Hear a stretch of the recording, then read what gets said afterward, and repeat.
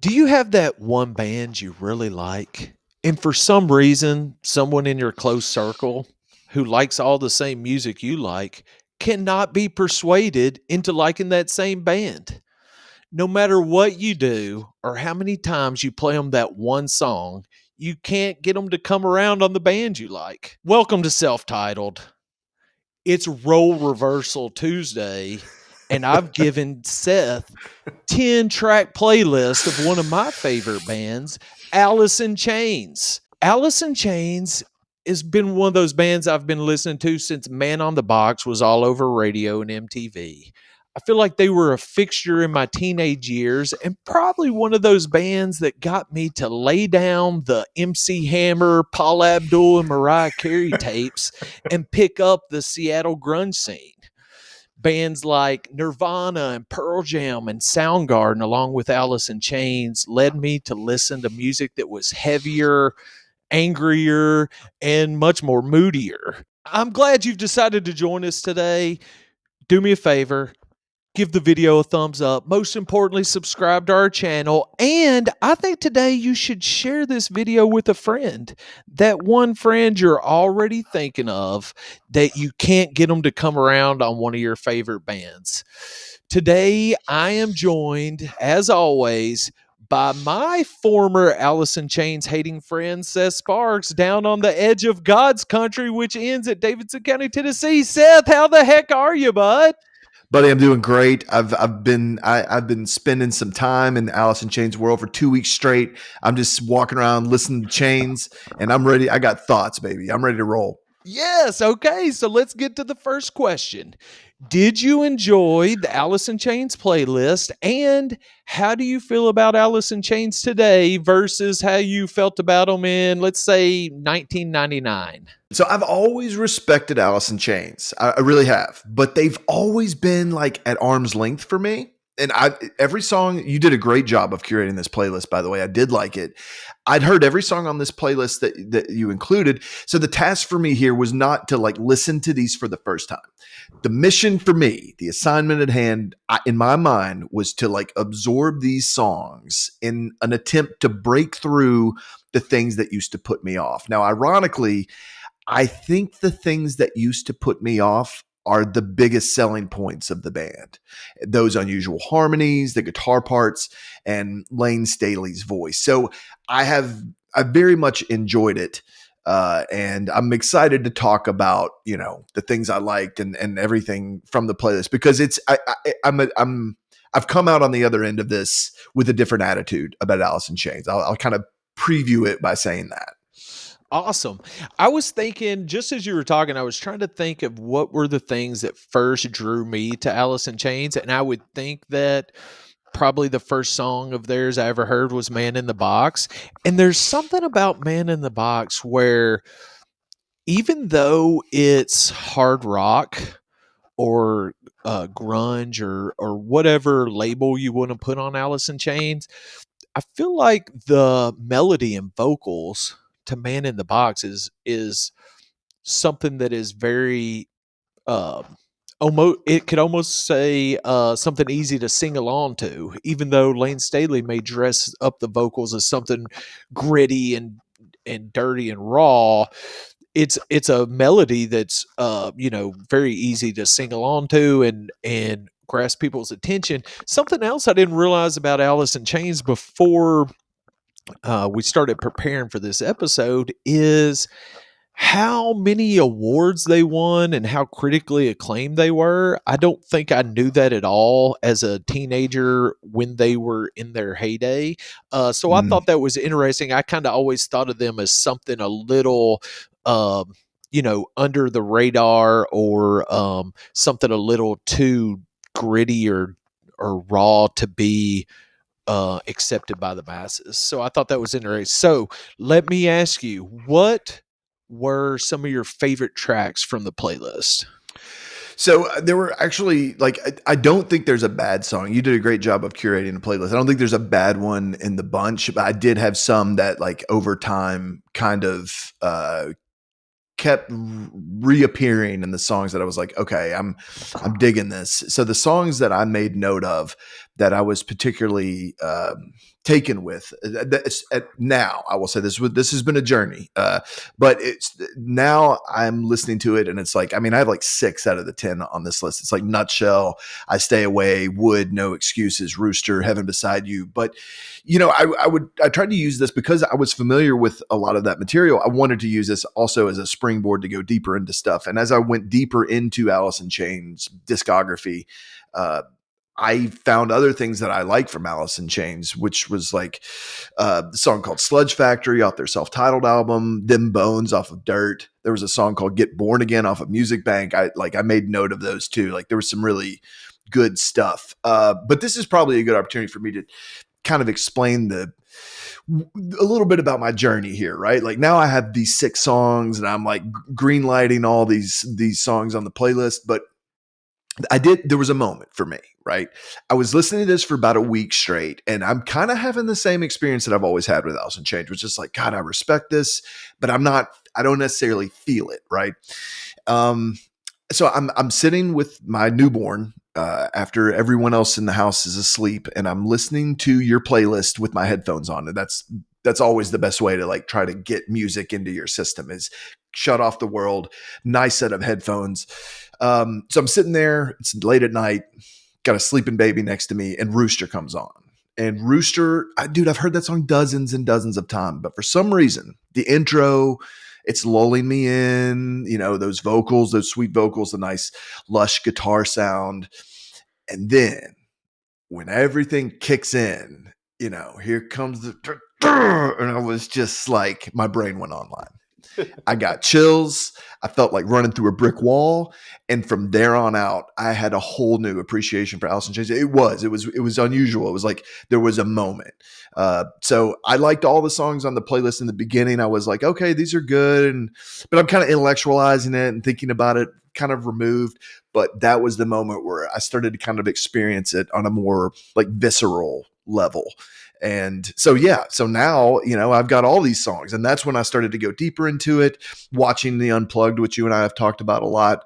But yeah, there's the long answer to your question. I'm so happy right now. Okay, so here's a good one.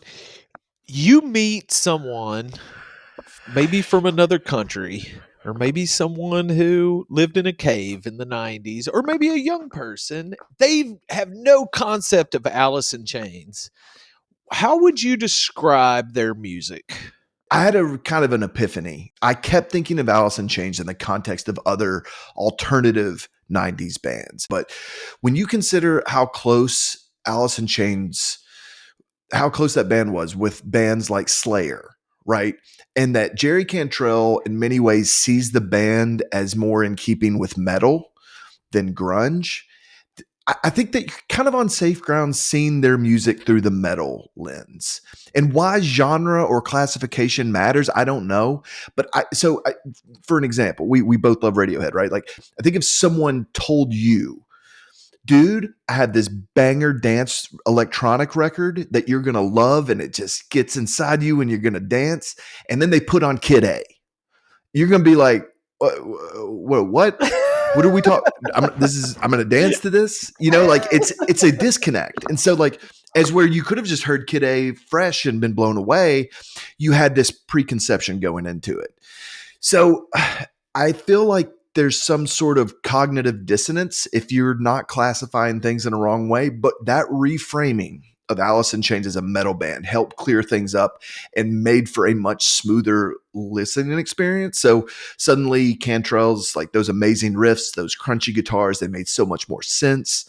So if I were talking to someone who didn't have much experience, I would not frame them as a grunge band, even though they were like very much part of that Seattle scene. They were like the second band to have get signed, like after Soundgarden from that whole thing. I would not even give them that context.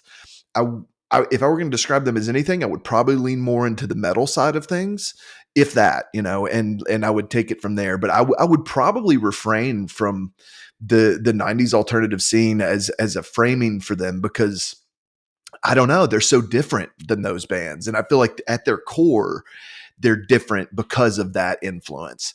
Yeah, that's so interesting because when I was doing some research, I would see, oh, they won an award for best metal performance or best hard rock song.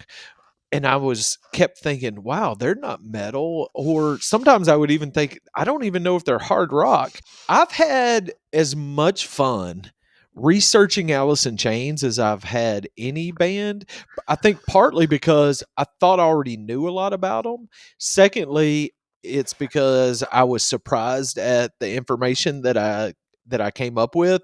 And I don't want to spend a lot of time talking about their background, but I would say anybody watching this, do yourself a favor and just Google Alice in Chains and go down a rabbit hole and see how they came about and their history and their whole career. It's very fascinating. And so I'm going to totally stand behind what you said because that's what I found in my research is I think Alice in Chains from its very beginnings and conception was Layne Staley joining a glam metal band. And just those words alone are just hilarious to me. A glam metal band, because let's think about when this time frame was happening. I mean, we're in the heyday of Poison and Yes. Cinderella and Def Leppard and Rat and all Right. those mega 80 arena bands. And I think that's what Layne Staley wanted to be in. Mm. I think he was more in that lane than what was happening in Seattle. And so you look at bands like Nirvana and well, I'll just speak for Nirvana is I think they were much more in a punk Yes. background coming from Totally. that era. I don't know exactly. Soundgarden was probably more of the metal. Yeah. I think they were probably more of the metal scene too. And I don't know what Pearl Jam, what lane they're coming from. But you just think about all those bands. They kind of have. They gave us a different product because they are all coming from a different background. But I was really interested in knowing that Jerry Cantrell. So it was like Layne Staley was starting a band, and then Jerry Cantrell was starting a band. It's like they can't get all their members together and they lose members. And it's like when Jerry needs a singer, he calls Layne. And when Mm. Layne needs a guitarist, he calls Jerry. And Yeah. then they just finally said, we can't get our bands. Let's just do our thing. And Yeah. so I just thought that was super interesting. I think probably because by the time I'm getting into Alice in Chains in the mid 90s, it's kind of open that Layne Staley has a drug problem. And, there's all this things out there because Alice in Chains is at the top of their game and they can't tour because they can't get their band Right. they can't get their band sober long enough to go on tour. So I think because I knew all that, I kind of thought Alice in Chains was kind of like, okay, this is Jerry's baby Mm. and uh he just found this singer and he's just trying to keep him sober long enough to get through a set, and I Right. never knew that Layne Staley um had as much to do with getting Alice in Chains together and their sound and their style. And, I just think Jerry Cantrell and Layne Staley is one of the all-time great partnerships in rock and roll. And I just think it's a terrible shame that their peak and their height we only had it for like this short period of time before tragedy strikes. Yeah, man. And to go back to the thing that you're talking about, it like glam metal and all of that. It's just ironic that like if that was an intention early on is to kind of have a band in that mold, whoever or for however long that was an idea in Layne's head or whoever. It's just ironic that these guys were part of a collective of bands that brought down that entire industry like almost overnight. There's all sorts of stories. I can't remember which year it is of like an MTV. We'll have to maybe do a video on this, but like the year there was an MTV like video award or something where they're having all these bands, and it's just at that sweet spot. Maybe it's 92, where there's still some of those bands out there, your Motley Crues, your Def Leppards, all those. And then you also have this new breed of more grunge bands that are playing the same bill on the same stage. And by all accounts, there was just this thing in the air that night, which was like, all of a sudden, these guys with the spandex and the hairspray and the makeup, like that stuff immediately felt dated. Like it immediately felt passe and almost kind of cartoonish and ridiculous. What seemed so cool just minutes before, all of a sudden, it's the truth comes crashing down that like there's this new thing going on, and it completely makes this other thing look like, what are we doing here? And so I think that's interesting. And then there is that metal connection with, you look at the bands that they were hanging out with, like they were friends with metal bands. They liked metal. They were there, and metal's such a broad term that it does, you can hear people talk about hair metal and glam metal, but then you have the other harder stuff, your Slayers and your Panteras and, even your Metallicas and stuff like that. And that's the stuff, I think the DNA of that stuff I can hear very much in their music. And you're right, man. I mean, the partnership between those two guys is so key. It's heartbreaking to watch the Unplugged in a way, because that this is one of the last, if once you do your homework and stuff, you realize like there aren't a ton of performances after this. And to know, if you do a little bit of reading on the background of it, like supposedly, he was having such a difficult time even getting into a space where he could walk out on that stage, that, there's some rumors that maybe he had to use before he went on stage just not as a way to get high, but just to function. And you see him and he still sounds like Layne Staley, and he's still, but what's coming, and it's like it's tragic. You're absolutely right. So yeah, man, it's like their story's so complex, and unfortunately that those tragedies can make a band's story more compelling. I'd rather have a story that was less compelling but had more albums between those two guys, but it is what it is. But yeah, no, absolutely, we're lucky we got what we got. And, as I was preparing for this, I was thinking, gosh, I couldn't tell you anything about Alice in Chains after Unplugged. I remember Jerry Cantrell coming out with Boggy Depot, and I remember listening to that and liking it and being like, this is cool. This is Alice in Chains without Layne Staley, and Mm. this is cool and I like it. But then, something again, something radically happened in music in 1992. Something radically happened in music, I felt like, in 1999 or 2000, where I woke up one day and was like, I don't really, I've got this music and I'm glad I had it, but now I'm ready for something else. And so I think between the fact that my musical taste changed, and then, the rock and roll industry kind of changed and started moving towards other things, I just never sought out Alice in Chains post Layne Staley. Yeah. So while we're on that, what do you think of Layne Staley's vocals and his role in Alice in Chains? Are you a fan of his work? When it comes to Layne Staley's voice, it's such a key ingredient of Alice in Chains. That throaty, raspy voice, that was ripped off so hard in a way that I wasn't even fully aware at the time, that I think I became averse to that style of singing. And I think it's largely because the derivatives, not Layne, but like the people that were trying to sound like him kind of spoiled it for me. But when you forget about that and you remove that from the equation, and you just think of Layne Staley as the originator, and you ignore the fact that people just tried to sing like that for a full decade after Alice in Chains came on the scene, you kind of appreciate how singular his voice is. Like there is such power there. So now when I hear Stay Away, I'm like blown away by Layne Staley's voice, but he's way more diverse than I realized too initially. And Down in a Hole off of Unplugged, I think is a perfect example of Staley's range.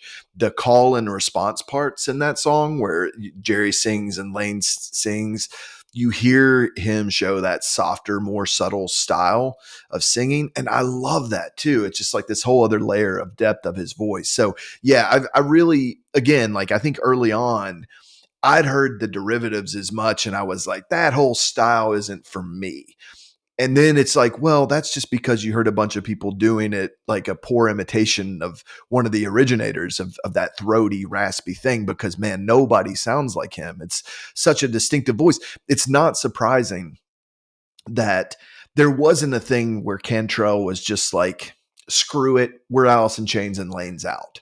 You know, like Alice in Chains did continue, but only after Layne was gone. You know, it's like that makes total sense because it's like, dude, like that's a once in a lifetime, once in a generation voice. Like the power that comes with that is just it'll make your hair stand up. So yeah, totally recontextualizing Alice in Chains was a big part of this for me, and Layne Staley's voice and getting on board with that wasn't hard once that kind of clicks. Is like, look, I'm not going to hate on the source of the material because I didn't like all the copycats that came on later. So yeah, all in on Layne's voice. I love it. Yeah, me too. I mean, my background. For anybody that doesn't know and cares, I came from a father that's a band director and choir director, and so I've been singing and playing music instruments since I was very young, and singing in choirs and Mm, learning harmonies, learning how to sing something different than the person who's standing next to you.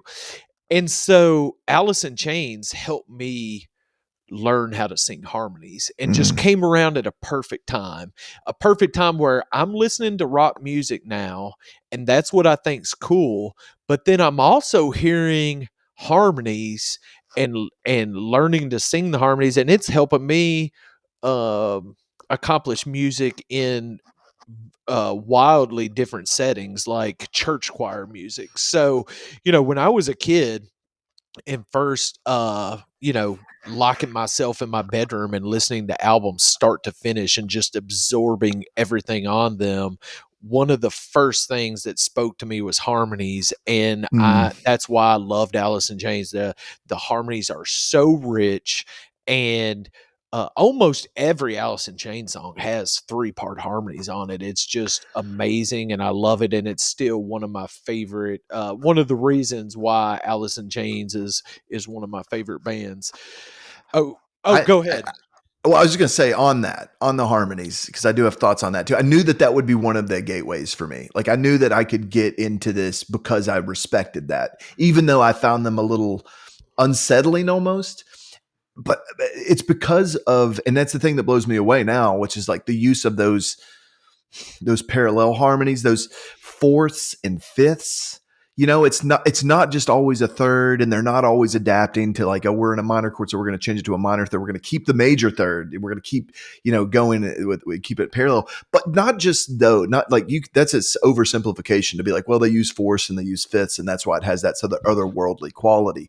The thing that really struck me when really focusing and paying attention over the last few weeks, listening to this, is the way that Cantrell moves the harmonies around Staley's melodies. Like it's Paul Simon level harmony capabilities that he's doing. Like it's a song within a song. You know what I mean? Like you have Layne holding it down and singing the main melody, but what Cantrell is doing with his harmonies and the movement that he has when the melody's a little more stable and a little more stagnant, but the way that he can weave around that and come up with these amazing, like that, it's really impressive. And it's really like I can't think of another band in that era that had a level of sophistication when it comes to harmonies that Alice in Chains did. And it sounds like it was rather natural for him and rather innate. I don't know how, because to me, like it would, when I first, you helped me learn harmonies when we were playing in a band and all of that. Like I learned a lot of that from talking to you and listening to things, but the things that came easy to me were like thirds. You just stack a third on top and like that's the harmony.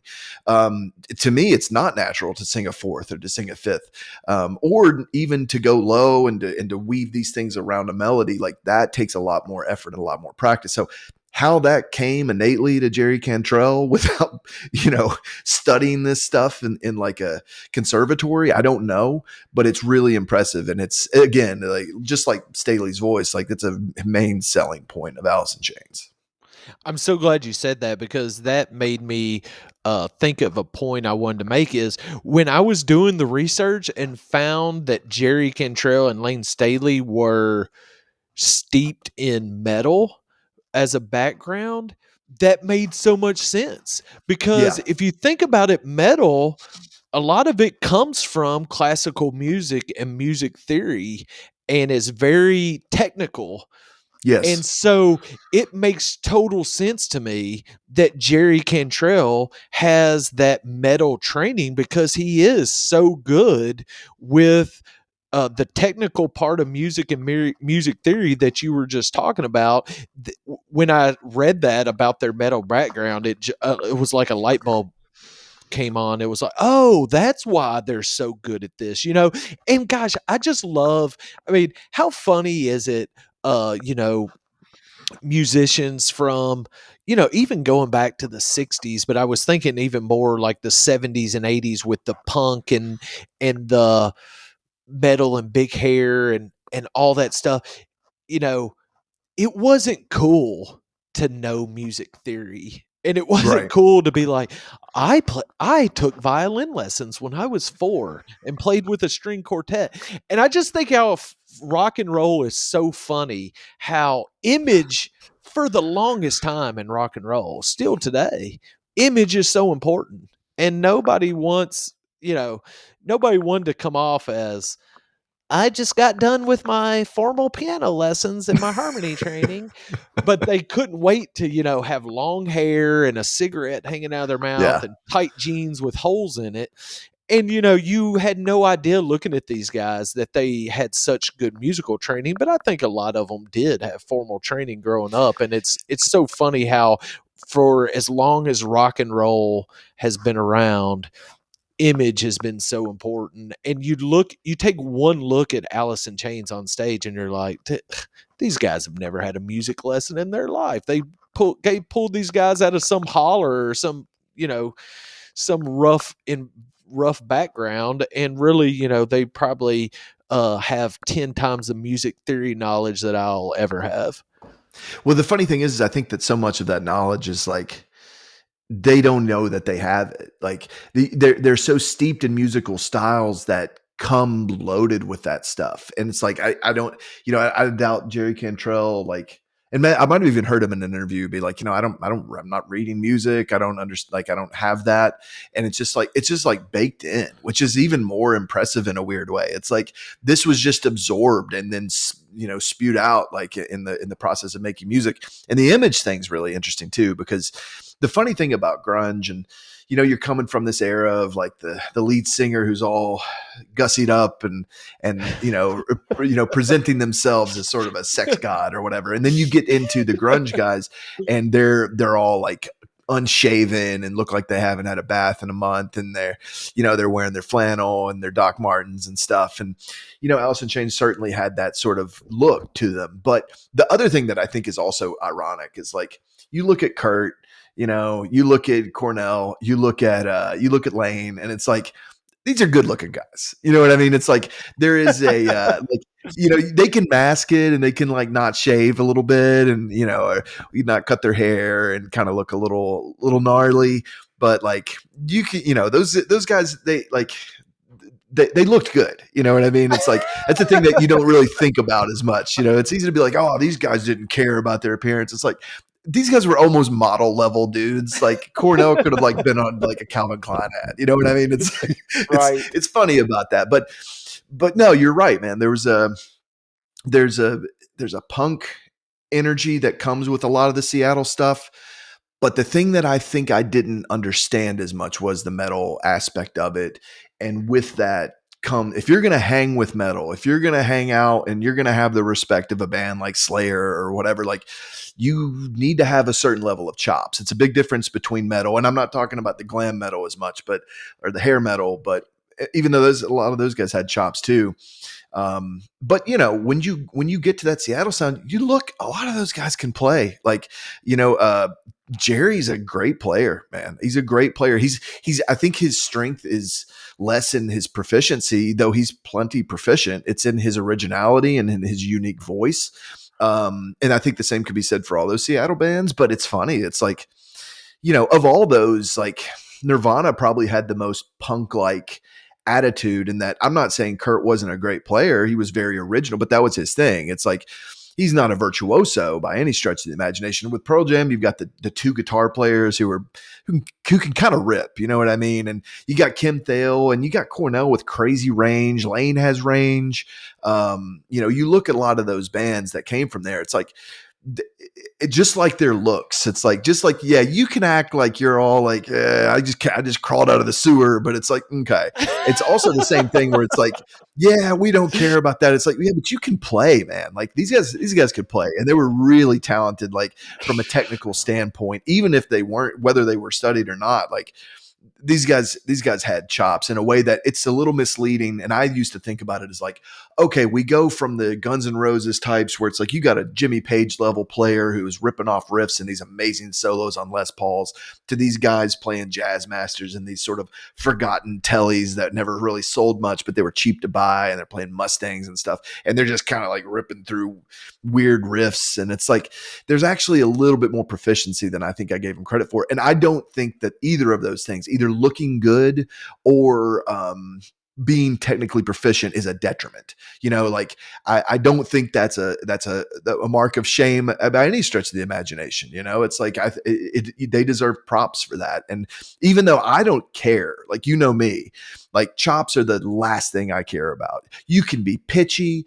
you can like barely know how to string two notes together beyond playing a couple chords, and I'm fine with that. But all that being said, Alice in Chains, like we're not talking about some guys who were just like, I know three chords, let's roll. You know what I mean? They weren't the Sex Pistols. These guys knew what they were doing. Right. Okay. Yeah, I'm glad we went on that tangent. That's fun. But here's an important question. Where do we go from here? Now that we've spent some time, gotten in our time machine and spent some time with Alice in Chains. Where do we go from here? Will you spend much time with Alice in Chains in the future, or do you think, okay, I got it, move on? No, dude. No, I'm in. I'm in on Alice in Chains. I want to go deeper into Alice in Chains. Ironically, like even though I know the stuff that it totally makes sense. While like when we were teenagers, that you were like, dude, Unplugged, Jar of Flies, like, and I think you're right. I think there's a lot there for me to pick up on and explore. And I spend a lot of time with Unplugged and even Jar of Flies, but I'm almost like just equally interested in their gnarlier stuff now. Was like of like going down that sludgy, those just massive sounding guitars that they would have on even the earlier albums or the later albums. Like I'm very curious to explore more, so I will be exploring more. If I'm listening to Sirius XM's like 90s channel or whatever, and Alice in Chains came on, I might have changed the channel before, and I'm definitely not doing that now. Like I just find them so fascinating on so many different levels: musicianship, songwriting, guitar, vocals, drums. I have a lot of respect for all of the aspects of the musicianship. Like Sean Kenny's a great drummer. Guy's an absolute beast. It's funny, like some of the things that I was thinking about. It's like if I were still struggling with anything about Alice in Chains, it's like it's pretty small quibbles at this point. It's like like sometimes I struggle with the snare sound when Sean Kenny's using a piccolo snare and it's that high sort of tight snare, but it's like even that I feel that kind of fading away. And then another thing that used to kind of be more of a barrier for me are the zags that they would do within songs. And I've heard Jerry Cantrell in an interview be like, when I write a bridge to a song, I want it to kind of be like a what the fuck moment. You know what I mean? I kind of want it to jar people and be like, whoa, where did that come from? To me, that was almost more of a liability of the stuff. It's like when I'm listening to I Stay Away, I'm like into it, I'm feeling it. And then you get to that, like the gnarly bridge that comes in.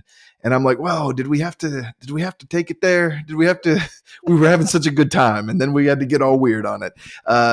Even that now, where that used to give me whiplash, I'm even coming to appreciate that on a greater level. So I'm looking forward to further dissolving any other hangups I have, which really at this point there aren't many. But the long answer short is that yeah, absolutely, dude. This has been a great experience for me. I'm all about it. My hangups are gone about Alice in Chains. I fully appreciate what they do, and I have you to thank for that. That's awesome. I'm so glad to hear that. Yeah, I was just thinking of, you said some of their more sludgier stuff, I found a 4-track EP that I didn't know existed. I guess it's the song "Got Me Wrong." I guess where it first appeared was on this 4-track EP. So I love the song "Got Me Wrong." That might be my favorite Alice in Chains song, and that 4-track EP is good. I like "Facelift," the album that Man on the Box is on. That album is raw and gritty, and I really like that one. Um, do you have any? I feel like you gave us a great a great summary there, but do you have any final words about Alice in Chains? I've got a little parting words that I'll share. Do you have any last words on Alice in Chains? Just that I think this is a band that's well worth if you're like me and they've been at arm's length, but you've always been like, there's something special here, but I just haven't taken the time to kind of figure out what it is. I think it's worth it. I really do. It's like because when it clicks, they're a special breed. I feel like I kind of need to do this same thing with Soundgarden. They're similar to me in the fact that there's a certain dissonance that was always challenging for me. That is there in Nirvana's music a little bit, not as much there in Pearl Jam. I think Pearl Jam's more akin to more of like your classic rock thing, but some of the and Soundgarden and Alice in Chains were two of the first of that scene. But it like one thing that I came to realize of doing this is like you can't grunge. Yes, there is something going on there. There's a dissonance there. There's something gnarly in the grunge sound, but it's these bands are way too complicated, and labels always fall short of like categorizing music. It's just a fault of labels, yet we have to use them, especially you and I. We talk about music a lot, so like it's a default and we have to use those devices to talk about music. But it does a great disservice to a band like Alice in Chains when you're like they're grunge, because they're a complicated mixture of a lot of different influences, and they really explored those influences in interesting ways. We talked about a lot of their metal influences, but their acoustic stuff is just as fascinating. It's just as compelling as their heavier, sludgier stuff. So yeah, man, this has been a great exercise for me. I would encourage anyone who's Alice in Chains curious to spend some time just sitting with it and mulling it over and coming to appreciate it, because it's been really rewarding for me. So those are my final thoughts. Gosh, I'm so happy to hear that. Alice in Chains will always remain one of my favorite bands. Um, they have songs that will timelessly live on this, that'll play on the soundtrack of my life. If you haven't seen our episode where we rank our top 50 bands, go check that out. Alice in Chains landed right around number 25 for me. And so I have to consider them one of my favorite bands. Although, as we prepared for this episode, I realized maybe I'm not such a big fan because I just kind of checked out when Layne Staley passed away. So they have a whole a kind of a post Layne Staley career that I know nothing about. And after doing this, I want to go check it out and see what I've been Same. missing. Layne Staley was one of the main reasons that I became an Alice in Chains fan. Maybe that's why I was never drawn to the catalog post Layne Staley, but I do know I still enjoy Dirt and Jar of Flies a lot. I'm going to check out some of their or go deeper in some of their earlier stuff and see if that still speaks to me, or maybe I'll find a whole nother level of respect for it, like you mentioned. I hope you enjoyed hearing about us talk about Alice in Chains, and I hope you'll check them out too, or give them a second listen if you wrote them off a long time ago. Seth, thanks for spending time with a band that I've always loved, and I've always wondered why you didn't immediately love them like me. And I'm so happy to hear that they've come around on you. Seth, this has been a lot of fun. Once again, do us a giant favor and subscribe to the self-titled channel. That'll really help us out. Give the video a thumbs up and share it with a friend. Till next time, thank you so much, buddy. Thanks, buddy. Let's go. Let's go.